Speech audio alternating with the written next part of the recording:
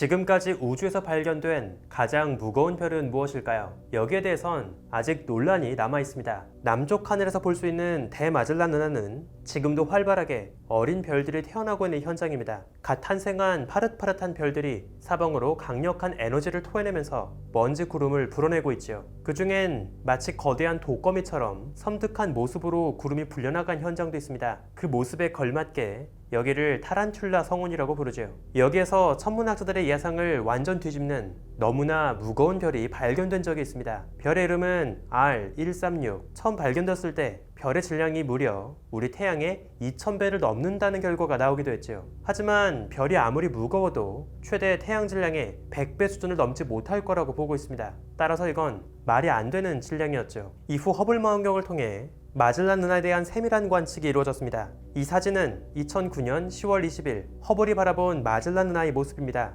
허블의 더 세밀한 관측을 통해 천문학자들은 R136이 사실은 하나의 별이 아니라 별 여러 개가 모여있는 작은 성단이었다는 사실을 깨달았죠. 별들이 너무나 좁은 공간 안에 오밀조밀하게 모여있어서 별들이 구분되지 않았던 겁니다. 1광년도 채 되지 않는 거의 0.6광년 너비 안에 수많은 별들이 모여있습니다. 실제로 그 중에서 최소 7개가 넘는 별들은 우리 태양 질량보다 100배를 넘는 아주 무거운 질량을 품고 있죠. 흥미롭게도 이곳은 지금까지 인류가 발견한 모든 별들 중에서 가장 무거운 별 1등부터 25등까지를 모두 거느리고 있는 정말 숨막힐 정도로 무거운 현장입니다. 허블 이전까진 이곳을 그저 흐릿한 시야로 하나로 뭉뚱그려서 본 거죠. 그래서 태양 질량의 2000배나 되는 말도 안 되는 무거운 별이 있다고 착각했던 겁니다. 하지만 이곳의 미스터리는 아직 끝나지 않았습니다. 그동안 R136은 우주에서 가장 무거운 별들만 쏙쏙 골라내서 품고 있는 무거운 성단으로 유명했지만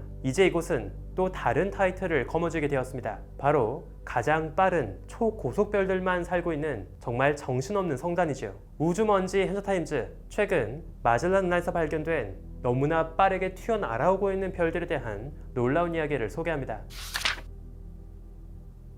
제임스 웹이 우주에 올라가기 전까지 허블 망원경은 우주를 가장 선명하게 보여주는 눈의 역할을 했습니다. 그리고 이제 또 다른 부분에서 자신만의 임무를 성실하게 수행하고 있는 우주 망원경이 하나 더 있죠. 바로 가이아입니다. 가이아는 지구와 함께 태양 주변 궤도를 돌면서 우리 은하 속 수억 개 달하는 수많은 별들의 세밀한 거리와 움직임을 측정합니다. 이를 통해 우리 주변 수만 광년 안팎에 들어오는 별들의 입체적인 지도를 완성했죠. 또 각각의 별들이 움직여온 경로를 거꾸로 추적해서 과거 우리 은하 속의 별들이 어디에 살고 있었는지, 또 미래에는 어떻게 이동할지 시간까지 넘나들 수 있게 해주고 있습니다. 워낙 뛰어난 성능 덕분에 가이아의 눈은 우리 은하 안에만 갇혀 있진 않습니다. 우리 은하 주변 가장 가까이 붙어 있는 외소 은하 중 하나인 마젤란 은하 속의 별들까지도 가이아의 타겟이 될 수 있죠. 최근 천문학자들은 가이아 관측 결과를 바탕으로 R136 성단에 살고 있는 별들이 놀라울 정도로 빠르게 움직이고 있다는 사실을 발견했습니다. 마치 성단 속의 별들이 성단 바깥으로 빠르게 튀어나오려고 하는 것처럼 보이죠. 성단 밖으로 탈주하려고 하는 이 움직이는 별들을 런어웨이 스타라고 부릅니다. 앞서 이야기했듯이 이 성단은 수많은 어린 별들이 폭발적으로 태어나고 있는 가장 활발한 별 탄생 지역 중 하나입니다. 아주 무거운 O형별, 그리고 사방으로 강력한 에너지를 토해내면서 난폭하게 빛나고 있는 볼프8별까지 70개가 넘게 존재하죠. 성단의 전체 질량만 우리 태양 질량의 40만 배를 넘습니다. 워낙 좁은 공간 안에 육중한 별들이 바글바글 모여있는 아주 숨막히는 현장이다 보니 인접한 별끼리 서로 중력을 주고받으면서 궤도가 요동치고 있죠. 그래서 가끔 원래 궤도를 벗어나서 빠르게 성단 밖으로 튕겨 날아가는 불쌍한 별들이 발생합니다. 이미 천문학자들은 앞선 허블 관측을 통해서 이 성단에서 런어웨이 스타로 알려진 별을 처음으로 발견하기도 했죠. 그런데 이번 가이아 관측 결과는 이 런어웨이 스타의 수를 55개까지 늘려주었습니다. 이들 모두 성단 중심으로부터 빠르게 도망가고 있죠. 놀라운 사실은 이번에 확인된 이 런어웨이 스타의 별들의 수는 지금까지 성단에서 확인된 별 전체 개수의 거의 3분의 1에 이른다는 사실입니다. 사실상 30%에 달하는 엄청나게 많은 별들이 일제히 성단 바깥으로 튀어날아가고 있다는 거죠. 가이아 관측 데이터를 통해서 각 별들의 세밀한 움직임의 역사를 거꾸로 추적한 결과 천문학자들은 이 성단에 크게 2번에 걸친 대탈주가 있었다는 것을 알게 되었습니다. 첫 번째 웨이브는 180만 년 전 성단이 처음 만들어질 무렵 무렵이었습니다. 순식간에 많은 수의 별들이 왕성하게 형성되면서 최초의 중력적 상호작용을 겪게 되었죠. 그때 처음으로 많은 별들이 성단 바깥으로 튀어날아왔습니다. 그리고 다시 잠깐의 평화를 누리던 성단은 지금으로부터 20만 년 전, 이번엔 또 다른 이웃한 성단 가까이 곁을 지나가면서 두 번째 웨이브가 벌어졌죠. 천문학자들은 2012년이 되어서야 이 주변에서 뒤늦게 발견되었던 한 성단이 바로 이 두 번째 웨이브를 일으킨 범인일 거라 추정합니다. 이 두 번째 웨이브를 겪으면서 성단 속의 별들 대부분이 비슷한 방향으로 일제히 나오게 된 거죠. 별들은 질량이 무거울수록 수명이 짧아집니다. 수백만 년, 수천만 년도 채 되지 않는 짧은 생을 마감하고 거대한 초신성 폭발과 함께 사라지죠. 원래 살던 성단에서 바깥으로 튀어나아간 별들은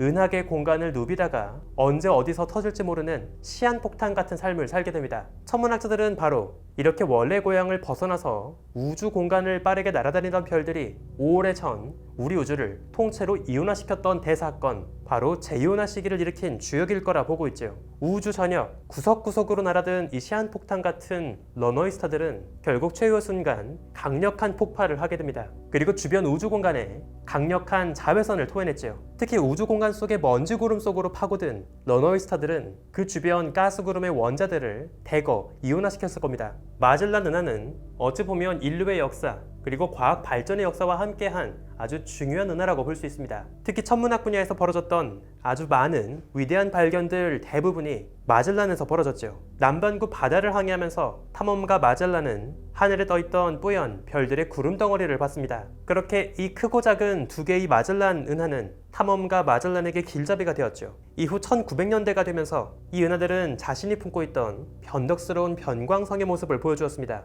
이를 연구했던 천문학자 헨리에타 리빗의 발견 덕분에 우린 변광성으로 별까지의 거리를 재고 우주의 스케일을 재는 방법을 터득했고, 나아가 에드윈 허블이 우리 은하 바깥 수많은 은하로 채워진 거대한 우주의 진실을 밝힐 수 있게 해주었죠. 그리고 이제 마젤란 은하는 우리 곁에서 가장 무거운 별들, 또 가장 빠른 별들을 품고 있는 가장 역동적인 모습을 보여주고 있습니다. 우리가 우주에서 만날 수 있는 가장 극단적인 사례들을 골라서 품고 있는 가장 놀라운 샘플 박스이자 보물상자라고 볼 수 있겠죠. 지금도 제임스 웹과 허블, 모든 우주망원경이 꼭 빠뜨리지 않고 관측하는 가장 사랑받는 타겟입니다. 이런 귀중한 보물상자가 하나도 아니고 두 개나 있다니, 이 사실은 어쩌면 정말 천문학적인 행운일지도 모릅니다. 덕분에 굳이 수백억 광년 떨어진 멀고 흐릿한 우주를 뒤져보지 않아도 바로 옆에서 훨씬 편안하게 우주에서 벌어지는 가장 극단적인 현상들을 구경할 수 있으니까요. 만약 우리 은하 곁에 이런 큼직한 마젤란 은하가 떠있지 않았다면